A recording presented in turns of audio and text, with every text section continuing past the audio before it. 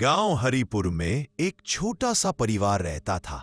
माँ, पिता और उनका बेटा चिंटू। चिंटू केवल 7 साल का था, लेकिन उसकी सबसे बड़ी पहचान थी उसकी जिद। चिंटू को जो चीज चाहिए होती वह उसे हर हाल में चाहिए होती। चाहे खिलौना हो, मिठाई हो या मोबाइल फोन, वह जिद करके ही मानता था। अगर उसकी जिद नहीं मानी जाती तो वह रोता, जमीन पर लौटता और कभी कभी खाना भी छोड़ देता। उसकी माँ पापा उसे बहुत प्यार करते थे, इसीलिए ज्यादातर उसकी बात मान लेते थे, लेकिन वे चिंतित भी रहने लगे थे कहीं यही जिद आगे चलकर उसके लिए मुसीबत न बन जाए। एक बार चिंटू बाजार गया अपने पापा के साथ। वहां एक बहुत बड़ा और महंगा खिलौना देखा, एक रिमोट कंट्रोल वाली कार। जैसे ही उसकी नजर उस कार पर पड़ी, वह जिद करने लगा, मुझे अभी चाहिए ये कार। पापा ने समझाया, बेटा ये बहुत महंगी है, अगली बार ले लेंगे, अभी हमारे पास जरूरी चीजों के लिए पैसे हैं। लेकिन चिंटू तो जिद्दी था। वो वही सड़क पर बैठकर रोने लगा।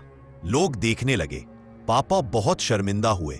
मजबूरी में उन्होंने वह कार खरीद दी। घर आने के बाद कुछ ही दिनों में वह कार टूट गई। चिंटू ने उसे ठीक से संभाला ही नहीं।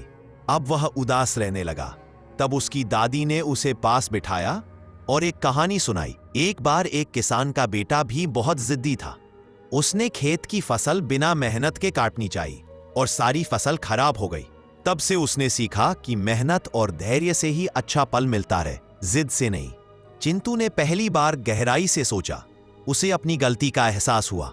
उसके बाद धीरे धीरे चिंटू ने बदलना शुरू किया। अब वह छोटी छोटी चीजों के लिए जिद नहीं करता था। वह माँ पापा की बात सुनने लगा और जब उसे कुछ चाहिए होता तो वह कहता, अगर आप ठीक समझो तो मुझे ये चीज दिला दो। माँ पापा खुश थे। अब चिंटू सिर्फ एक प्यारा बच्चा नहीं था, बल्कि समझदार भी बन गया था। शिक्षा, जिद करना इंसानी स्वभाव है, लेकिन सही और गलत में फर्क करना समझदारी है। जो बच्चे समय रहते यह सीख लेते हैं, वही भविष्य में सफल और सम्मानित बनते हैं।